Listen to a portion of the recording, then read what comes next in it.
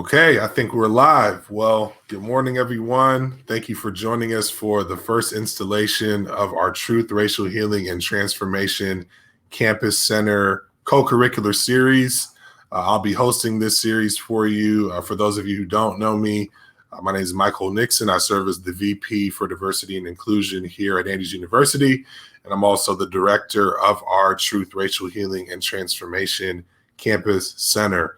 I want to start off by saying Happy Hispanic Heritage Month, in particular to all of our Hispanic family members here in our Andrews family, both here locally as well as abroad. I know we have a lot of students, studying virtually and things of that nature. So we want to welcome you to this conversation. We're excited about our Hispanic Heritage Month celebration throughout the month. The planning team has put together an amazing slot of events. You should have received yesterday an email from my office, which would have given you all the information on the month, as well as a website where you can get all the information about the month. And if you haven't gotten that email, you can go right to our homepage at andrews.edu, and you'll get all the information there about our upcoming celebration. So you see the message there. We're welcoming you. We want you to let us know in the comments where you're watching us from. I know a lot of you are going to say, hey, I'm here at the dorm, that kind of a thing. But again, we have a virtual community. We always do, but in particular during this semester. So we want to make sure we're connecting with you. The other thing that I'll mention is that we really would love for you to right now, whether you're on Facebook, this may be streaming on YouTube, but definitely on Facebook, I'd say hit that share button. Maybe you want to host a watch party. And when you do that, please use the hashtag TRHTAU, which is representative of our campus center work. And we'd be really excited for you to do that as you partner with us. The last quick housekeeping item that I will share is that it may be on your screen right now, but if you do want to get co-curricular credit, be on the lookout for the link for you to log in and do that. It'll either be here on the screen, it might be in the chat, but we will make sure that you are able to get your co-curricular credit for this session. And so before I jump into our discussion, and I'm really excited about the discussion we're having this morning with my friend and brother, Pastor Daniel Duffis, who I'm going to bring in a little bit, I wanted to just very quickly share some information with you about the center, with this being our first episode here. So you should be seeing my screen there. And so on our Andrews University website, andrews.edu/diversity, you'll see some information here, and you should see information for our Truth, Racial Healing, and Transformation Campus Center. And as it states there, we're one of, it's actually 25 now, United States universities and colleges who are operating a TRHT center in collaboration with the Association of American Colleges and Universities. It's important, I think, to note, and exciting for us to note, that Andrews is actually the first thus far, not just Adventist institution to be a part of this initiative, but Christian institution to be a part of this Truth, Racial Healing, and Transformation initiative. And it's really a powerful opportunity for us, we believe. And as it says right there in a nutshell, okay, so what is TRHT all about? You may have that question, and we're going to tease that out throughout the rest of the semester. But what it says right here is that our TRHT Campus Center is designed to focus on narrative change and racial healing to prepare the next generation of strategic leaders and thinkers as they break down racial hierarchies and achieve the positive transformation of society and communities, which is so needed right now. And so there are two real keys to this TRHT work. The first one is our belief in the power of story, the power of narratives. That's something that if you've been around Andrews for a while, has been a big focus point for us through our Stories of Andrews initiatives and things of that nature. But we really, again, believe in the power of story. And in particular, the first thing that we really focus on is amplifying what are called non-dominant narratives. And that means narratives from people groups who have not often had their stories highlighted and emphasized. And so we are really committed through this work to make sure that you learn about some of these non-dominant narratives. And that's going to be one of the hallmarks of our conversation today, as well as our conversations on the following Tuesdays throughout the rest of the semester. The second thing we really focus on in particular is that this work is really aimed towards dismantling a belief in a hierarchy of human value. So what that means is that we believe that every person, every human has this image-bearing, God-given value on an equitable level. We all have that value, and we are excited through this work to make sure that we help you all, as we help our institution, dismantle this belief that anyone is more special or more inherently valuable than any other person. We all have this equitable value. And actually, just as my shirt says, I didn't even plan this, but we're all human at the end of the day, and that humans deserve to be treated with equity and with fairness. And so I hope that as we go through the semester, we're able to dive into that more.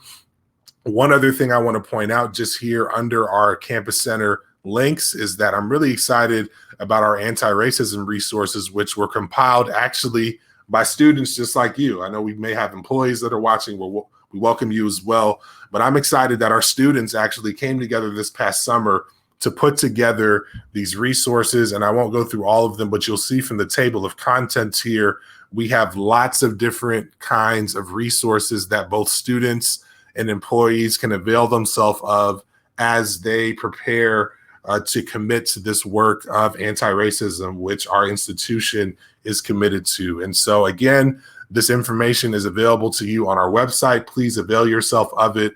And we're looking forward to working with all of you in our campus community as we work to dismantle a belief in a hierarchy of human value.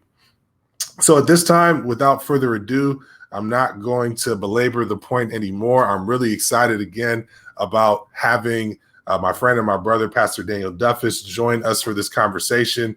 So I'm going to pull in Pastor Duffis right now. Daniel, Pastor Duffis, how's it going, bro? Hey, I'm doing well, man. Excited for this conversation that we're going to have. Great. Thanks for joining us. Thanks for being here for this conversation. And so as we dive into this conversation, I just want you to maybe just give us a little bit of your bio. I'll ask you a couple more questions, but just kind of let folks know a little bit about your background and also what you're doing here as a part of our campus community. Okay.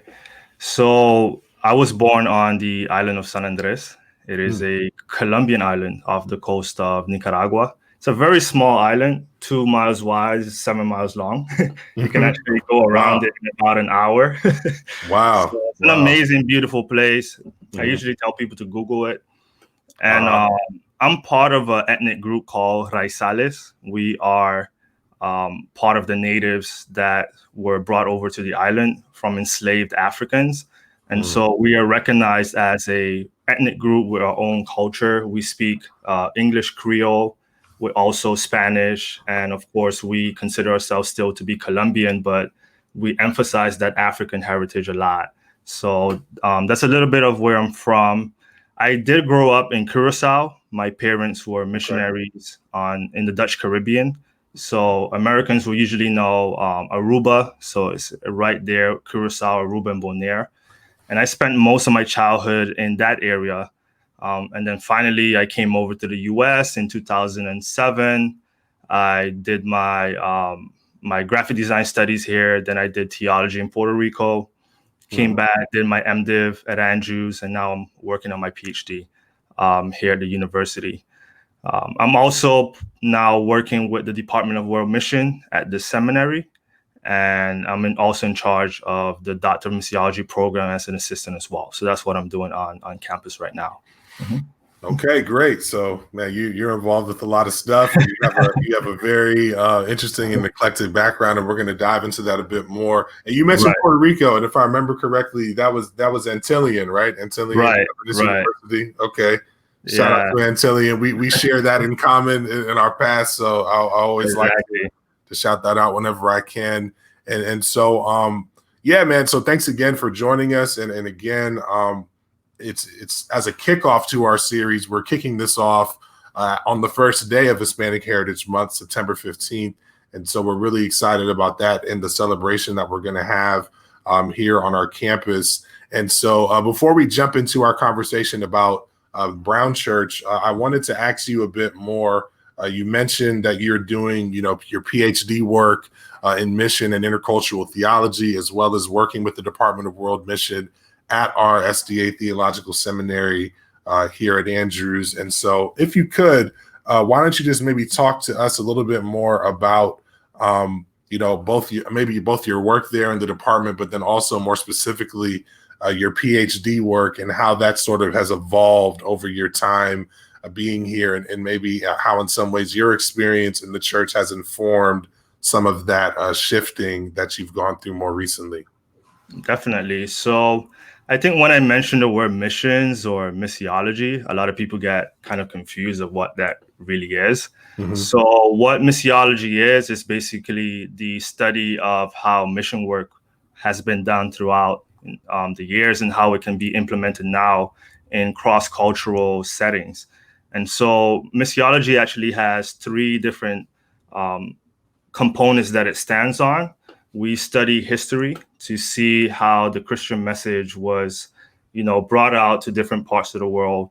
And sometimes you will see that you will mention, or people will mention certain areas that haven't been reached yet. And so that is why we study history. But we also look at the methods that were used in order to bring that message into a different setting.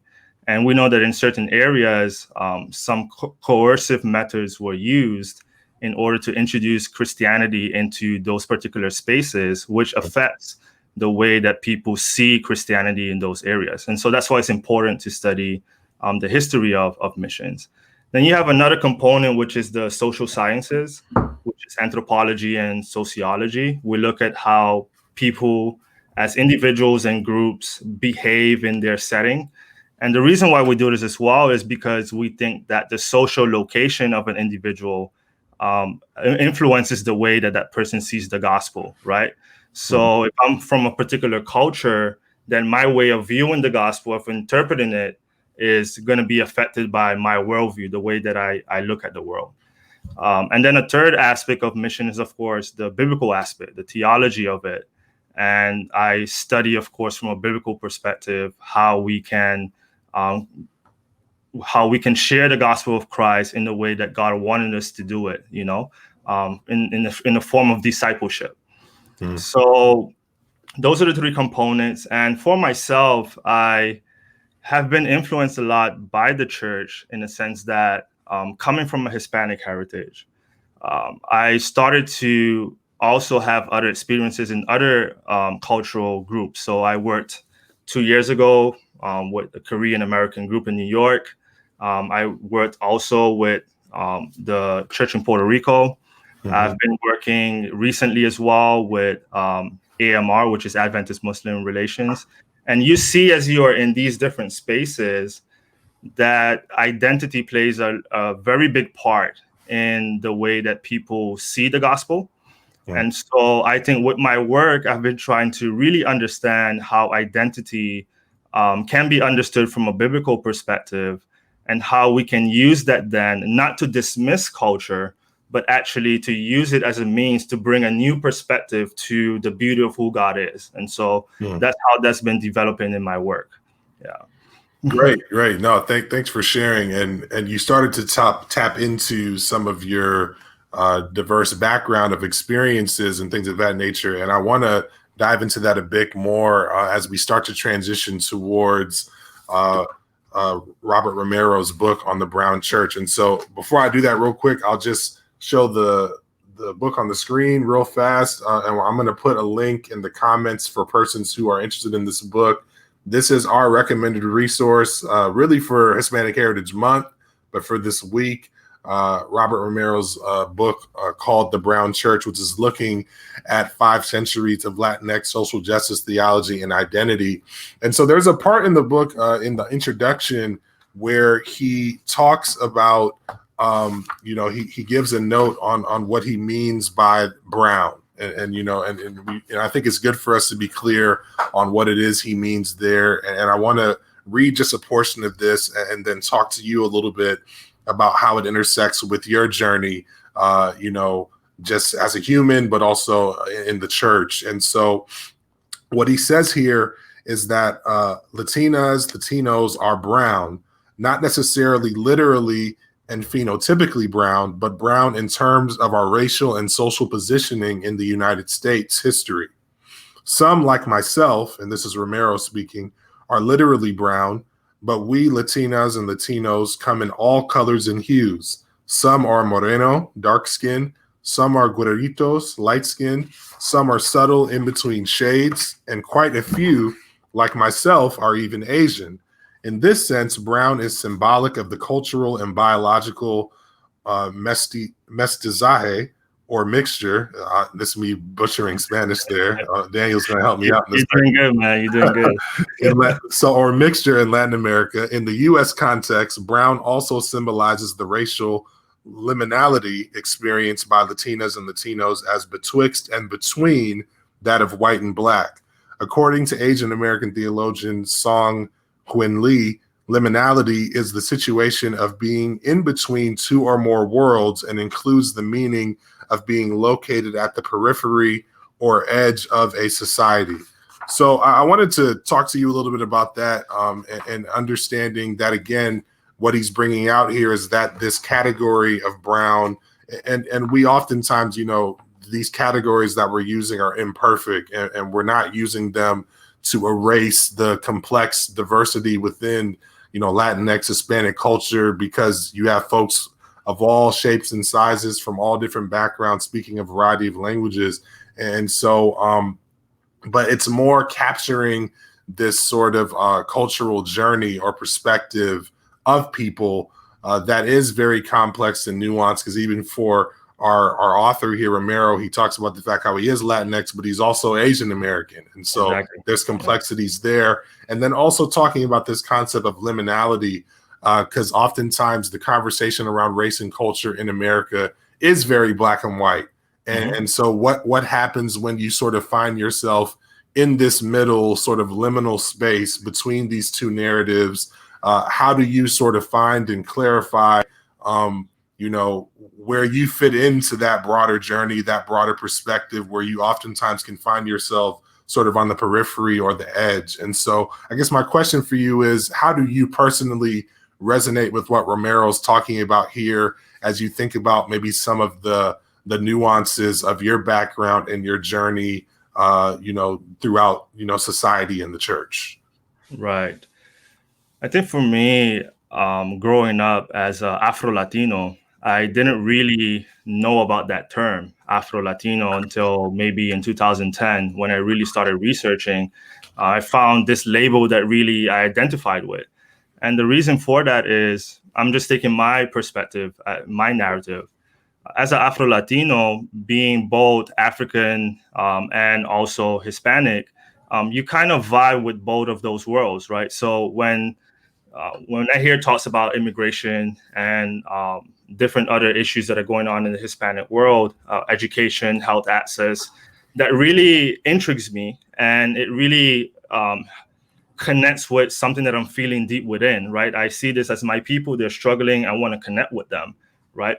But on the other side too, when I hear about issues in the African-American context, police brutality and other issues of racism, I can also feel that, being that I'm from the Afro descent, right? Mm. So when the police stops an Afro-Latino as myself or somebody with a darker shade, they don't look at them as Hispanic. They see them as being black. And so we can identify with that struggle as well, The issue is, however, when it comes to you being a voice within either of those communities, you tend to have an internal struggle as an individual. I think it was NPR that coded this. They made a label for it called racial imposter syndrome, right? So the sense that me being within a Hispanic community, sometimes I am seen as not Hispanic enough to be able to have a voice, right? Because I still identify as Afro.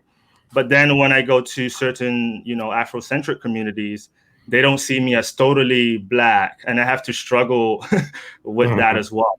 So you're always in that in-between space, trying to figure out where do you fit in the world, And I think that has to do with our idea of essentializing culture, right? We think that culture is just one thing that Yeah. has clear boundaries, and oftentimes that search for purity leads to us excluding other people outside of that community.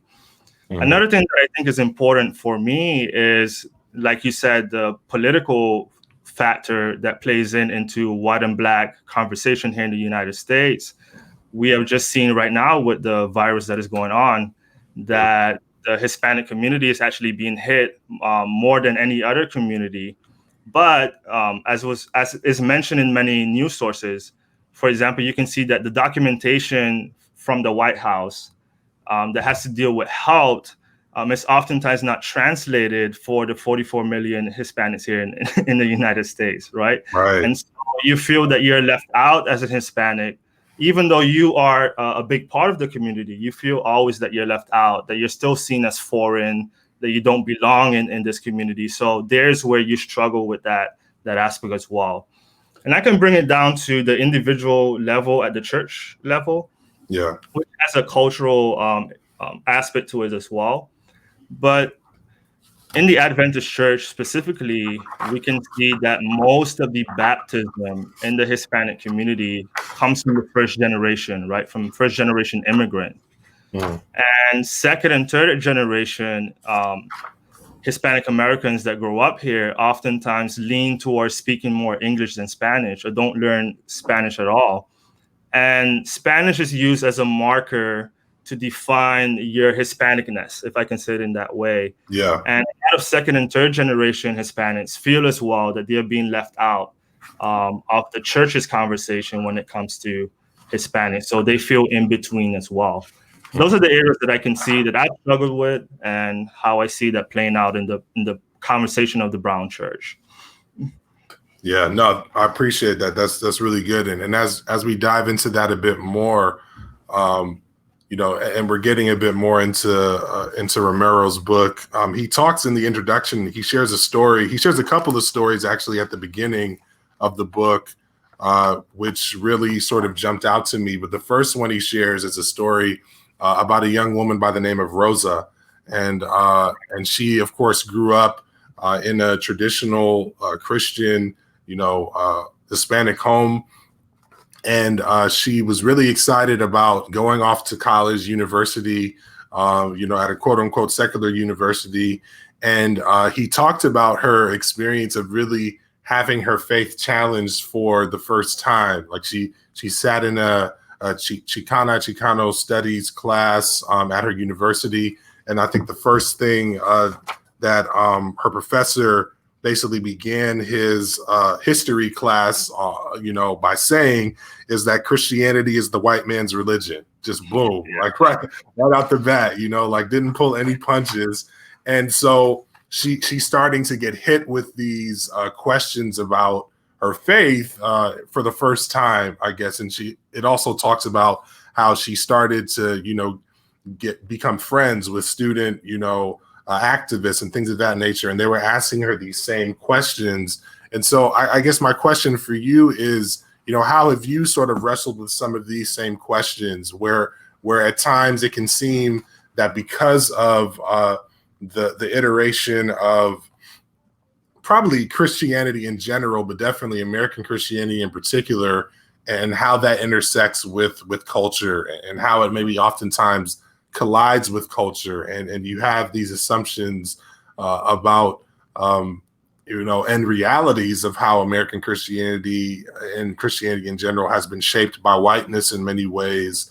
How have you sort of navigated some of those questions as you've maybe gone deeper, into your study, in adulthood? Because I feel like oftentimes there's the religion that we grow up with, and then there's the religion that we come to wrestle with as we become young professionals and, intellectuals and stuff ourselves. So what does that journey sort of look like for you? Right. I think one of the concepts that is not talked about much in the Hispanic world, and I'm speaking just from the church's perspective, is our deep connection with our colonial past and how our identity as a church has been shaped by that.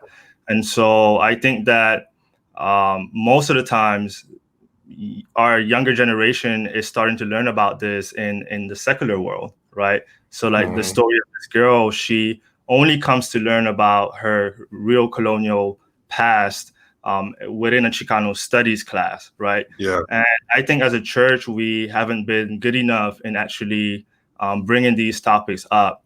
Now, I don't want to paint all of our mission work as being connected to colonialism, and that wasn't the case. There are a lot of good stories that you can see out there. I think recently I read in a book called In Search for Christ in Latin America by Emmanuel Escobar. He mentions how in Peru and that area, the mission work of Adventists were actually placed into a type of example of good mission work in contrast to the work that was done by the Catholic Church in that time. And so there are good examples of work that was done by our church in these areas, but there are also examples of negative things that happened throughout history, and we haven't dealt with that at the church's level. I think also in our community in particular, issues of colorism are oftentimes not talked about either, are leaning towards whiteness, right? So when I came here to the United States, it was easy to hear somebody say, I'm not Black, I'm Latino, as being Latino, trying to distance themselves from their Blackness. And I think this also has to be talked about a little bit more because it affects us as a community, the way we speak, the narratives that we have about ourselves. And this in turn, it affects a lot the theology that we create within our church.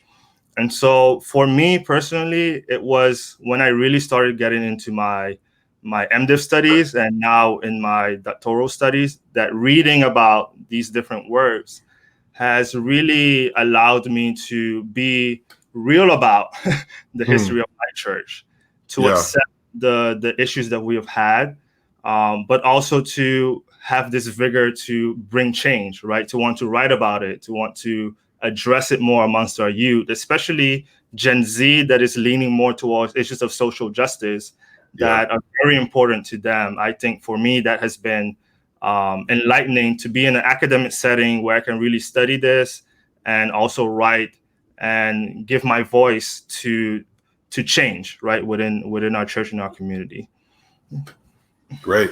No, thanks so much for sharing that. And so I now at this point, I want to shift a little bit and talk about Romero's description of the Brown Church and Brown theology, and have a bit of a conversation with you on that. Get some feedback and some reactions from you as you sort of wrestle with it.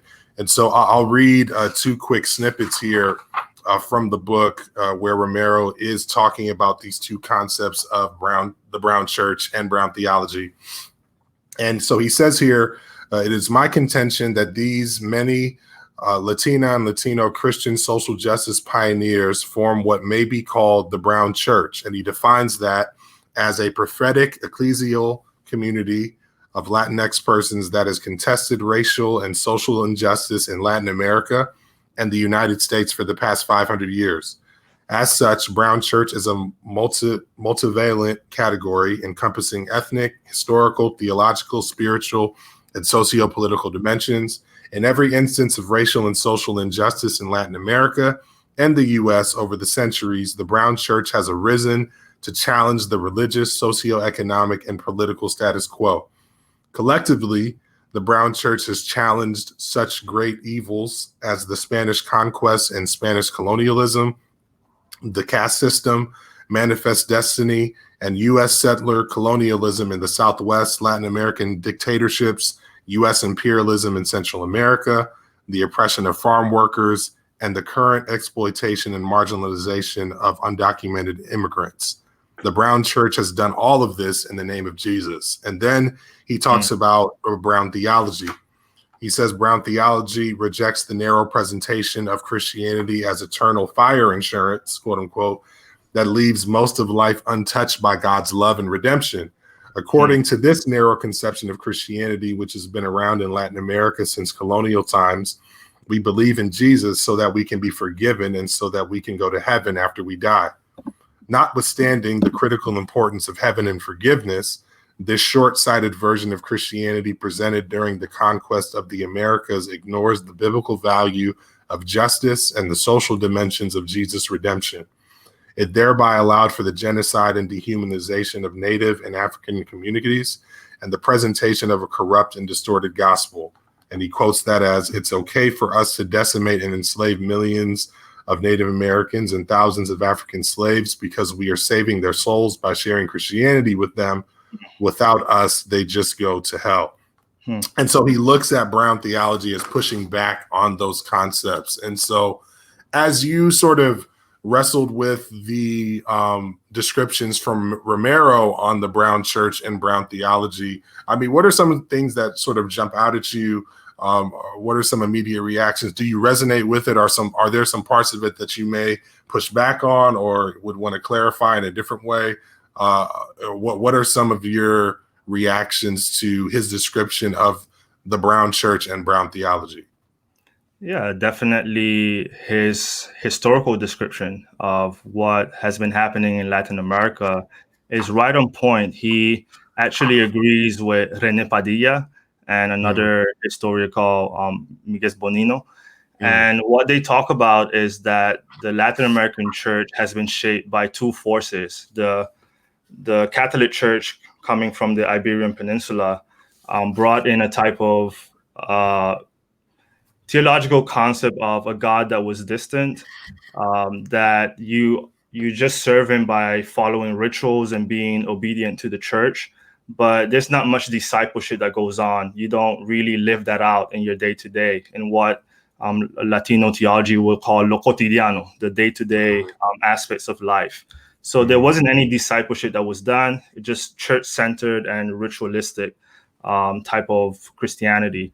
And then you have the North American Protestant movement that started around the 16th, 17th centuries that came down now to, do missionary work in that area.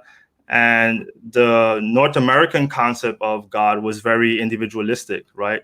So you're just focusing on the salvation of your soul, on making sure you're right with God in order that he can lengthen your life in the afterlife, right? Yeah. So these two concepts of the Catholic Church just focusing on church issues and rituals, not really worrying about social issues that are going on, really cut off our interest for social justice issues.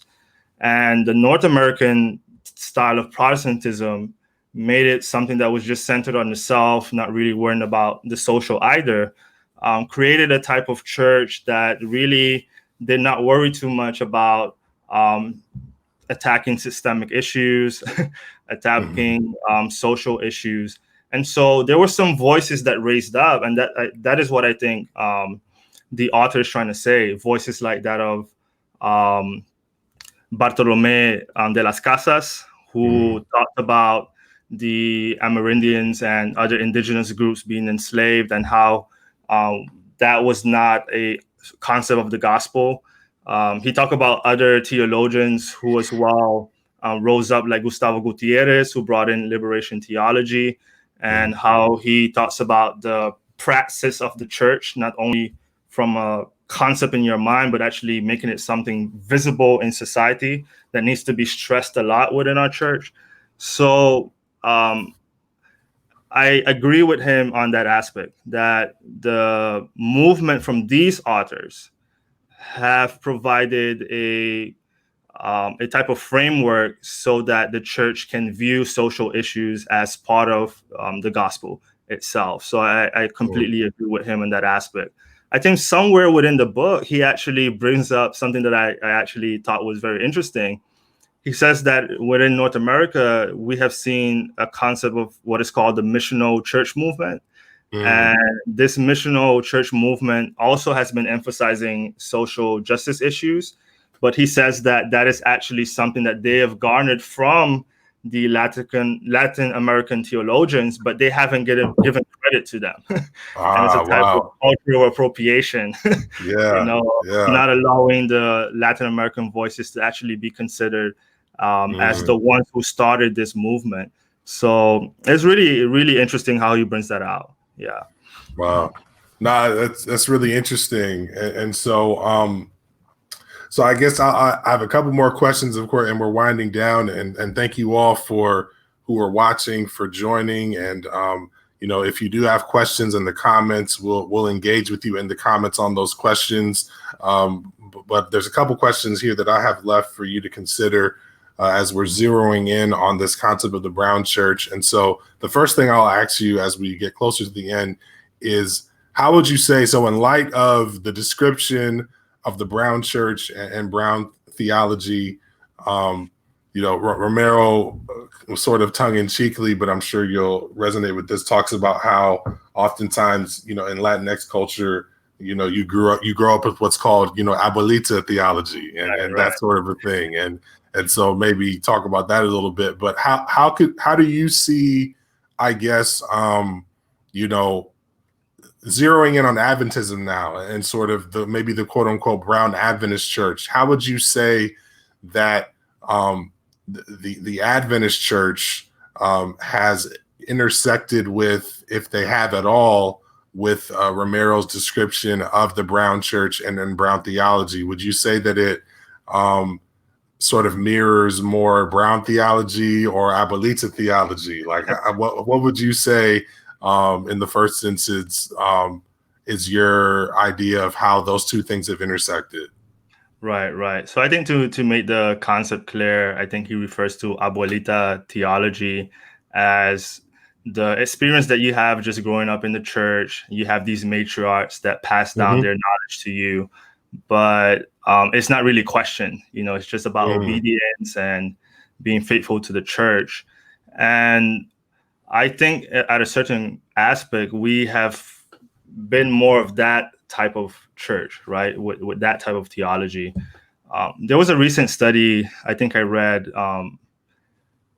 in the year 2000, I think. So that's about 20 years back, but I don't think much has changed today.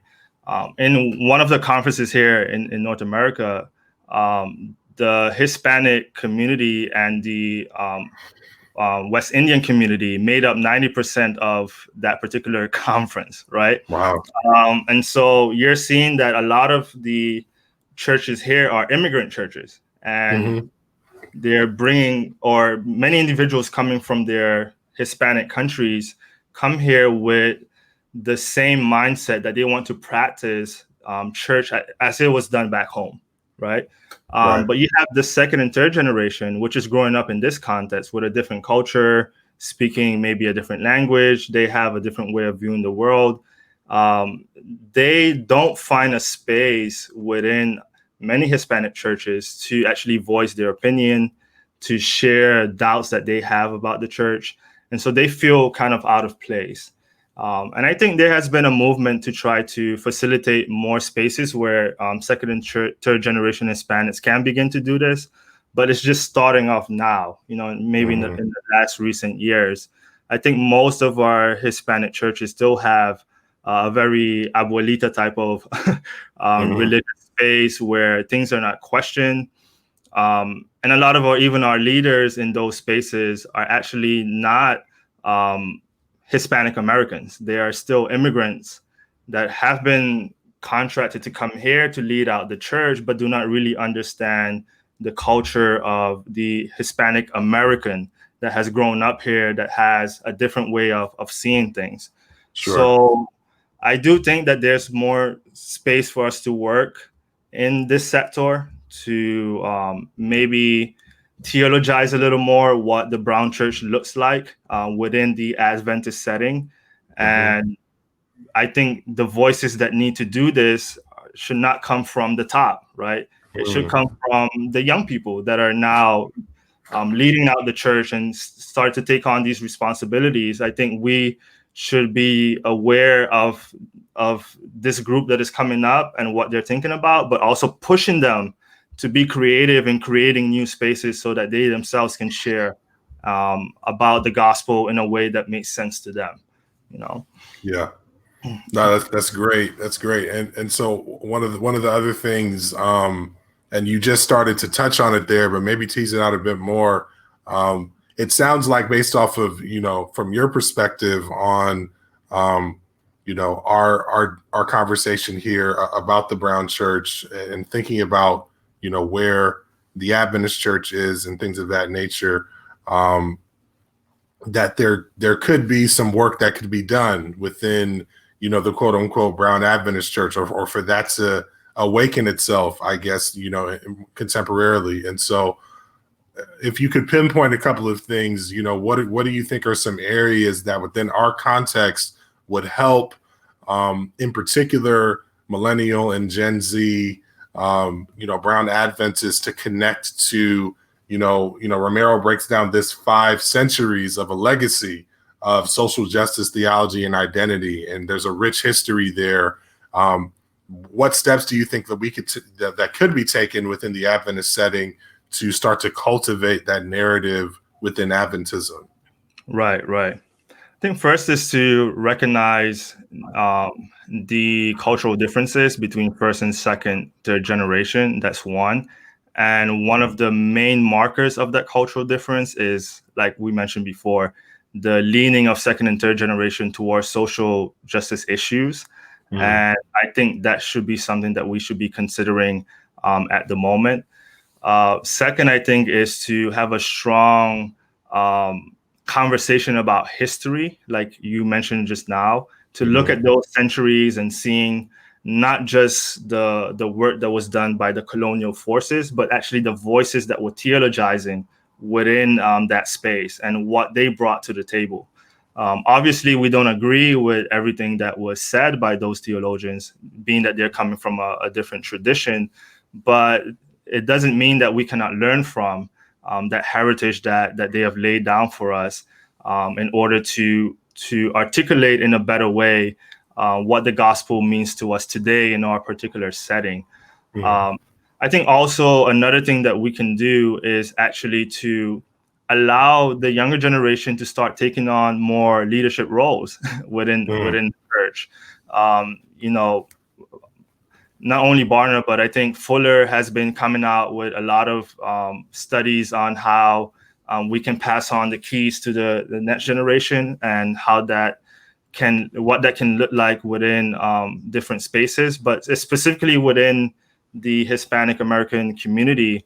I think right now we need more voices that are younger to speak on these issues, but to also have leadership roles where they can shape the policies of the church, where they can shape the types of church plants that are being done within North America. And I think for myself, just being a person that's more now into the academic world, is to actually allow us in the academic world to also have a Hispanic voice, right? Yeah. Most of the academic world has oftentimes been founded on Eurocentric principles that do not recognize their social location and how their Eurocentric culture has actually shaped the concepts that we deal with today. And so I think authors like Oscar Garcia Johnson and others have been bringing up this idea of, hey, let us in the academic world, as Hispanic as well, have a voice and a say in how theology is done, how theology should be, how concepts about God should be taught about, but from our cultural perspective as well, without looking at our culture as something bad, as something that is evil.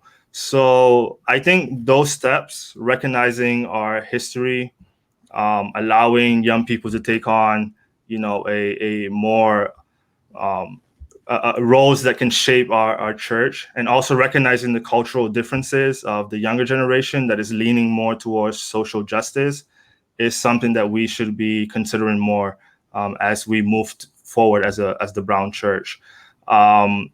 Just one last thing now that I remember as well.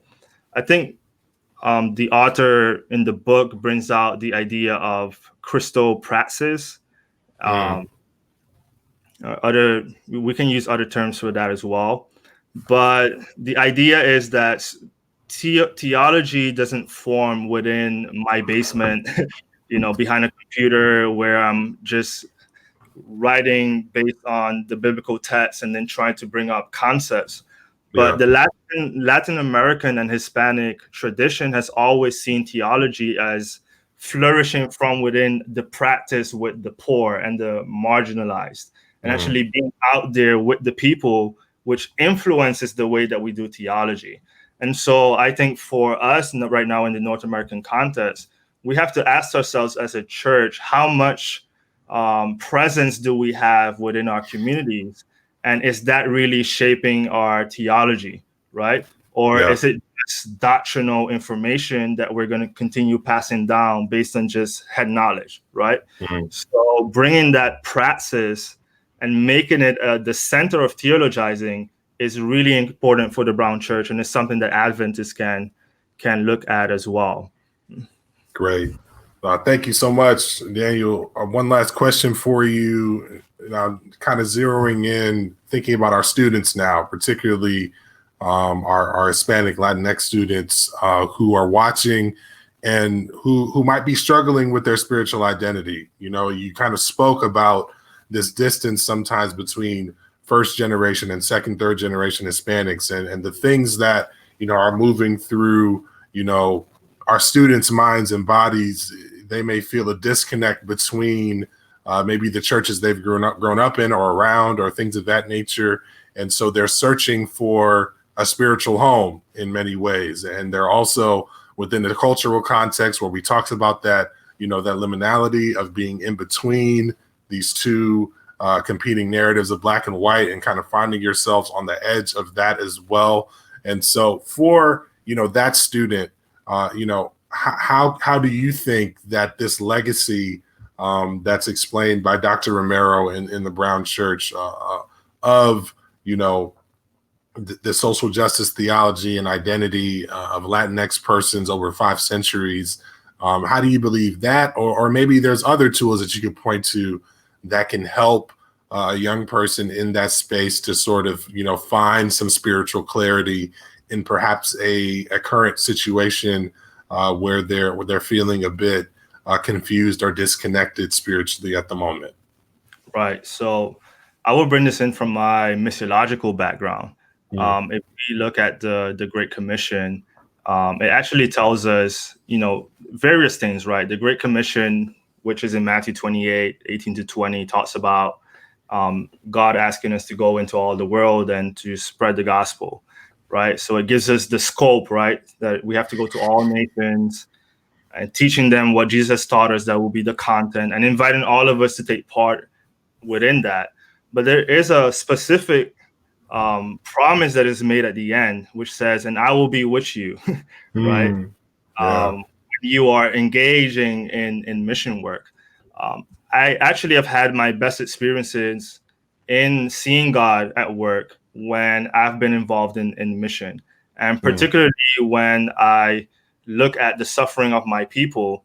That is how I identify more with them. When I try to make sure that I'm understanding what their issues are and how I can help them out.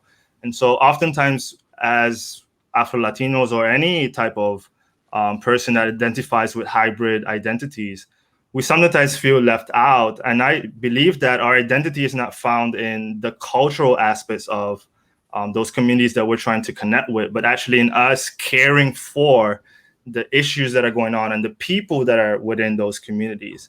And so when we start really caring for those individuals and seeing how the gospel can shape them, and actually taking part, as I mentioned before, in the practice of going out and helping out these individuals, I think our spiritual life will actually be influenced by this. Matthew is actually funny because in chapter 25, he already mentioned this. He says that when God comes to judge the earth, he's going to ask those who are being judged, what did you really do? Did you visit the sick? Were you with the poor and the needy? And what exactly is the picture that we're seeing there? That Christ is manifested in those particular encounters, right? We see God better when we are actually working with the poor and the needy and acting upon changing systemic and social issues that are going on. And so I think for a young person out there that's trying to figure out how can I find my spiritual, how can I grow spiritually within the space, within a church that's not really practicing what I believe in, I think is to not to necessarily allow the church to be your marker of spirituality and growth, but actually see yourself as an agent of change and to try to find spaces where you can practice out your spiritual life in a way that brings healing to the communities that you're trying to reach out to. So any young person out there, there's a lot of things that you can do in terms of mission work. And starting right now with the center that you're going to be starting up, there are going to be a lot of opportunities for you to be able to engage in. And I think this really helps with growing your spiritual walk with God. Great. Well, Daniel, thank you so much for sharing with us and for joining us. And as you just mentioned, for any student or employee that's interested in getting involved with our campus center, I put our email there, diversity@andrews.edu. Of course, as I mentioned earlier, we have information on our website. We also, again, want to say happy Hispanic Heritage Month to everyone. Please check out our university website. Again, if you didn't see it in your email yesterday, you can go to our andrews.edu homepage, and our Hispanic Heritage Month website is one of the featured items right there on the homepage. You can get all the information that you need on the month's activities, and we'll definitely be excited to get involved and engage with some of those. Daniel, I want to finish with something, maybe a little bit of a curveball, just real quick. One thing that we didn't get to in your bio is that you actually speak 5 languages, which I think is pretty amazing. So if you could tell me the 5 languages that you speak, and then I'm going to pick one of them and have you teach us a word in that language. So just tell us real quick what those languages are. Yeah, obviously English, Dutch, Papiamento, which is a language that is spoken in Curacao. It's a mixture of Spanish, Portuguese, and some African dialects. I also speak Portuguese. I learned it maybe 3 years ago, actually worked in Brazil as well. And the last one will be, what did I mention? English, Dutch. English, Spanish, Dutch, Papiamento, Portuguese. English, English, Spanish, Portuguese, Dutch, and Papiamento. Okay, so those are the 5. So I'd probably say Papiamento is probably the least known out of those 5. Right. I'll just take a guess. And so if you could teach us in Papiamento just how to say the word truth, or a word that fits with that somewhere, how would you say that? Verdad is very close to is in Spanish. Okay. But we say strong B, verdad. Verdad. Okay. Yeah. Verdad. That's cool. And so now I appreciate you doing that, because obviously truth and truth telling is a big part of the work we're going to do for the center. So I appreciate you doing that for us. And again, thank you for joining us for this conversation. Thank you to all of our students and employees who joined the conversation. For our students who need co-curricular credit, there should be a link either in the comments or flashing up on the screen now for you to get that. And we'll see you next week on our next installment of our TRHT Campus Center co-curricular series. Take care. God bless everyone. All right. Take care.